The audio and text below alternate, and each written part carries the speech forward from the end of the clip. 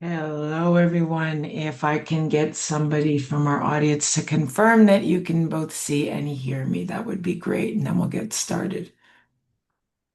Yeah, we're good. All right. Okay, so everyone, welcome to the next product training webinar. Here's the agenda for the next probably about 45 minutes or so. We're going to introduce ourselves. We'll get all into the requests, all the features there. Um, we'll get into a hands-on tutorial, full demonstration, and then you can answer or throw in your questions into the answer field. And then we'll talk about how to connect with us if any questions come up after. So that's the agenda for today. To introduce myself, my name is Mel Motosh and I'm with Click Maint. I've been working in this industry for over 12 years now, and I am responsible at Click Maint for a lot of the educational content. So articles, videos, training hands-on with thousands of our clients. I am currently in Winnipeg, Manitoba, and a little bit about myself. I have a Bachelor of Fine Arts honors degree from Western and a education degree from the University of Manitoba. With me today is Genesis. Genesis, I'll get you to introduce yourself. Hello, everyone. Genesis DePaula here, joining Mel on the webinar once again. So I'm the customer success manager here at Click Maint, and a little bit about myself. I've been in the CMMS space since 2019, coming up on about a year now at Click Maint.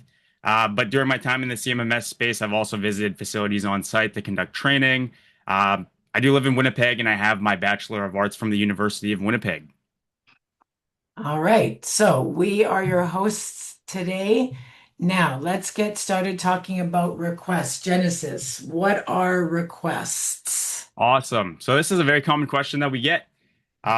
Requests, basically, they're the starting point of the reactive maintenance process. So they allow anyone in the organization to formally report an issue before work begins. So instead of immediately creating a work order for everything, requests do give managers a chance to review, prioritize, and decide what action should be taken. This does help teams stay organized and avoid unnecessary or even duplicate work orders, while also creating a clear workflow from the initial issue all the way through to technician completion. Uh, so that's what they are. On the next slide, we do explain why they are important. And so here, as we can see, requests help move maintenance communication out of informal channels like hallway conversations. Sometimes you might get a sticky note on your desk, texts, or even group chats where things can easily get lost or forgotten. Instead, every issue is documented, tracked, you're able to prioritize it, and it's visible to the entire team in one centralized workflow from the request module. This also creates accountability and better response times because everyone can see the request status, who's assigned, and what still needs attention without relying on memory or even back and forth messaging in those group chats, as we mentioned. But notifications can be toggled on. That way, the requester is getting status updates on their request. So that's the requests and why they are important. Okay, so now for our tutorial, I'm going to demonstrate a little bit about all these requests. So as we're going to start with admin configuration, we have two options that you can use as far as using our request features. We'll get into the notifications that Genesis just mentioned and why those are important. How do we manage these requests? How do we communicate? So that's a little bit of the tutorial. So let's jump in. And I am going to start. I'm in my demo account, so this might look similar to most of you, but please note that I'm logged in as an admin. Admins to the system will have access to admin setting. The first thing you want to do is you would like to configure your request form. So if I go to manage modules, I'll have access to that work order request form, just like any other form in our system. Admin can determine which field of information is visible, an option to complete, and then if any are visible, do you want to make any of those fields required? I must say that request forms often the simpler the better. So if you wanna, you have to have a title, but let's just say that I'd like people to at least provide a location. A lot of times, people that are putting in maintenance requests will not know the asset. all of that information can be added later, as I'll show you. But we're going to keep this form really nice and simple. And I'm going to hit save. Let me point out that if you have multiple entities, for example, in my demo account, I've got 5 different entities. These global settings will be applicable to all. Okay. Now, option one with requests is we have something that we call an open request portal. So again, as an admin, I am going to create a request portal that anybody that has access, and I'll show you to a link or a QR code, can submit a request. It does not require a login. So admins can go to the add request portal, just like any other module. That button is typically in the top right to add information. You can upload an image of your portal associated to your account. So I'm going to grab a logo, just some generic logo that I have here, and I'm going to call this my manufacturing portal. And we're going to call it an open portal. Okay. Description, please um, report any issues ASAP. Manufacturing will often see these open portals. Some are just on a desk, some are within the plant. Yeah, typical that way. Now, welcome message, we have something in there. Instructions. This is any specific details that you want, any details that you would like people to include in their request on the portal here. So I'm going to put toggle on notifications to get updates because I would like to encourage people to receive email notifications. Now, the second portion of this is going to be, do you want to allow anonymous requests in this portal? Does it matter who the request comes from? You can simply toggle that on if you do not want people to provide or identify themselves, basically. Now, if I do want people to identify themselves, I'm going to make the first name mandatory, the last name. Email might not be necessary. Likewise, if you want people to provide a phone number, then you can toggle that on as well. So I'm going to go ahead and I will, let's see, I'm going to save all of my notification. Oh, and I got to select an entity. Pardon me. We're going to say this is for my demo entity. And now I'm going to go ahead and hit save. So that's it. I have just created a new portal for my demo entity. If I click on the name, I can see all the details and I have automatically created a QR code. So I can click on this. That will take me to a unique link that we have created for this brand new portal. This is one way that you can share this portal with people. So anyone in your organization, you can go ahead and email them this and say, if you ever have a maintenance request or any message that you want to pass to the maintenance team, here is the link. The other option is you can download this QR code and post it anywhere that would be convenient in your facility. So, for example, if you have a staff room or washrooms, you can post this and put this QR code. Now, I'm going to just display, give me 1 second here.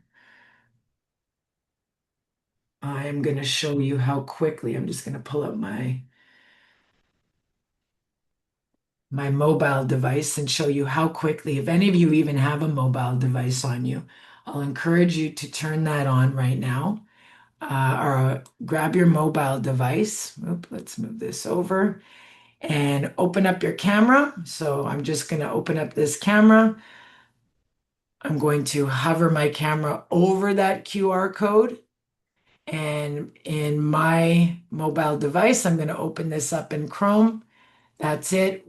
We've arrived at the open request portal. If people go this route, They have the exact same form that we've just created.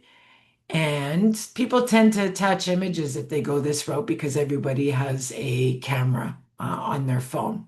So, two ways to get to an open request portal. This portal does not require a login. I'm going to get back to this form here. It is available for anyone to use as long as they have the URL or the QR code. So, filling in this form, like I said, the first question is to attach an image, a document, file, whatever you have. Title, this should be a short description. I'm going to say I'm an operator and in my manufacturing plant on a line, I need to replace a coil. Description, we'll say new coil needed. And these are the mandatory fields because there's a red asterisk. Location is my option, but I can select any location from here. So I'll just say in the shipping area. Now, contact information, I have made first name, last name, and email mandatory, but this was that instruction, toggle on notification to get updates. It's up to me, the individual that is passing this maintenance message or request to toggle that on. Highly suggested. That's why I would put in my instructions to do so as I'm going to demonstrate as we go through this workflow, that all you need is the messages will be automated. So I'm going to provide my first name, my last name. Phone is an option. Remember, you can make this required, but then I'm going to put in an email here. And that is it on submitting a request via the portal. So confirmation is given. What happens now is, as a user with an account, I am going to log into my system, and the first thing I'll show you is anyone, admins, limited admins, tech leads, they can all opt when they log in to go to their profile, notification settings, and they can toggle on, do they want to receive an email when a request has just been submitted? So somebody just submitted this from the portal. I, as an admin, get an email. I've opted to do so. Let me point this out and where this comes in handy later, but that means when I log in to Click Maint, let me just hit refresh here. I got a notification that I have 5 requests that I need to manage, or what that one request, and there it is at the top. This number indicates that there are 5 requests that are pending, and as an admin, they need to be approved, declined, or put on hold. Okay. Now, um, for those of you that are managing this information, you can see all the details within this row, but a couple things that will make it a little bit easier are the navigation of this page is going to be similar to any other module. By default, we are displaying anything that is on hold or pending. Okay. So I can log in here. I can see right away by default what I need to manage. I can also move these columns around by using my view settings. Okay, so if you want to see the comments or the description, don't forget that each of you can make those adjustments. So I am going to click on hold, and I would like to email this request, the person that submitted this request, and say that it's the long weekend and we will be addressing this at a later time. Or likewise, I can decline this and I can say that very often this is a duplicate or this is an issue that you are already aware of. I hit save. That will go to this person because they toggled on the notification. You do not need to go outside of Click Maint. It is all automated just by going through those management steps. Now, if I approve this, basically what we're doing, Justin, Genesis mentioned earlier, that this is a message and it needs to be approved and managed and converted into a work order. Okay, so replace coil, I've got everything transferred to this form. Okay. Now, here's where if I'm a facility manager or an admin, I probably wants to add some additional details, or I have the ability to. So the information is transferred. I can give this a priority level. They said the shipping area. Do I want to attach an asset to go along with that? Do I want to group my work orders together? And add a category. Here is where you would assign the technician, right? So the request is a message. I'm going to add all these other good details, select the right person to carry out the job. Once I've added all that information, I hit save, and that approved request is now converted to a work order. I can find my work order in the work orders module here, and we'll see it up at the top. So open portal, that is option one. Now I'm going to demonstrate the alternative. What you can do is you can create or add people to the system that have what we call request users. Pardon me. And oops. Okay. So if you add people to the system as a requester, what happens is they log in. This is my same demo account, but notice the difference on the menu on the left. Requester users are free. Requester users log in and they view the request module. Notice that they don't have access to managing any of this information. Requesters can view all requests in the system. The advantage of this is that maybe they're reporting the same room is too hot. They can see all those details, but if they did not create any of these requests, they cannot make any changes. Now, as a requester, they can log in, they can click on the add request button and fill in this form. Okay. The other advantage of a requester is they can also do so via floor plans. So they have access to this module. They can log in, they can select a floor plan, they can find the assets or the locations that are pinned to your floor plan. And when they click on that pin, they can submit a request from here. So remember, this is the form that you originally configured. Um, they would, say need new filter, change filter on floor. Okay, hit save. They've just submitted a request. So, the advantage if you have request users are everything that I just explained, but also it's more the insight. Now, a requester, I mentioned that I just created this. Remember, I can go in if it's still sitting in pending. If I notice I didn't turn my notifications on, I can hit edit. I can toggle that back on and hit save.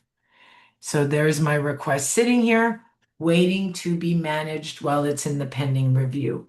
I can also select my requests and help narrow down anything that I've just done if it's a lengthier list. And they are, requesters have the same navigation. So how this is used as far as admins, I'm just going to log in as an admin again. Same procedure. If you have requesters as users, admins can go to the admin settings, all users, and if you go that route, you just hit the plus user. You would throw in the requester's email, associate which entity, and select requester. Again, the other option is you have view only. View only is another role, but view only would mean that perhaps you have individuals that you want them to view all modules, but they can submit requests via the module, the request module and the floor plans. They cannot submit work orders. So those two options are currently free at this time if you decide to go this route. Once you add all those details, send invitation, and that would invite them to create a password, log in, and submit requests that way. As an admin, I'd still need to go. Now you can see I've got these manage buttons there. I can go and approve or decline this information and create work orders. So I'm just going to quickly approve this one, hit save. I haven't added any editing, but I have my work order sitting here. Now, a new feature that we've just created is if you're going to go the requester user route that I've just demonstrated, we've just added this feature that technicians, if they're working on a work order, they can click on this work order. If I'm a technician and I select to change the status to in progress, this requester would receive an email notification. So any status changes, we've just improved that communication. Previously, it was open and completed. Now they'll get that email notification. The other nice feature that we've just added is technicians have the option to communicate via request comments with that requester. Previously, we just had work order comments. The best way I can describe this, work order comments are internal. That is amongst the maintenance team. The requester will not get any of that information. If I click on request comments and we see that green line there, that means that the technician has a message specifically for this requester. I'll click on add comment. I'll say, will complete later this afternoon. Okay, hit save. That is logged as one request comment. I'm just going to close this out. Let's pretend I am that requester and I log in. I can find any of my approved requests and I can see that a comment is made there. Okay, and that is coming from the technician. I likewise can add a comment back to the technician and say, great, okay, hit save, any information that they want to put there. And that logs the comment for the requester. That also logs the comment for the technician on the work order. Okay, so two new features that have opened communication. Requesters will not see work orders, but they will receive the messages coming from that feature. Now, as far as the technician, they would be able to carry out all this information, continue to go through this, and as I mentioned, once completed, the requester would automatically receive an email that the work order is complete. When they logged into the module, they'll be able to see the completed work order is listed there. Remember, by default, we're showing what needs to be addressed, but you can use your quick filters to find that information there. So, that is basically it. Oh, the last thing I want to point out is remember, you can go to your notification settings as the technician. If you want to communicate with the requester, you want to notice if they have passed a message to you, that is this notification setting here to toggle that on or off. All right. Any questions? I guess we're gonna see if any questions have come up, Genesis. Yeah, no questions in the chat at this time, but I would say a common question that I get all the time. Let's say I have multiple entities. Who can I designate to approve these work order requests? So the roles that, good question here. Let me go to all users. Let's say that I am the technician user. You can identify which entity they are associated with, and the roles that would manage requests. must be lead tech, limited admin, or admin. You can select in each associated entity which role each person would have. So it must be one of those three roles. If I'm a technician in a demo entity, but I have a little bit more of a role in the manufacturing plant, I can absolutely switch that person to limited admin, and they would give that would give them access to manage those requests. Any other questions coming up?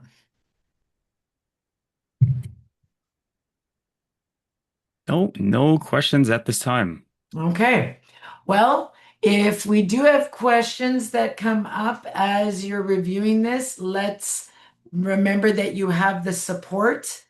This icon here opens up this window. Send us a message. As you're using this, some of you might want to um, think about how are you going to add an open portal, or maybe you want to uh, switch everyone to a requester user. If any of those questions ever come up or any questions come up, click on send us a message and that will go to our support team, and we're always there and available to help you out.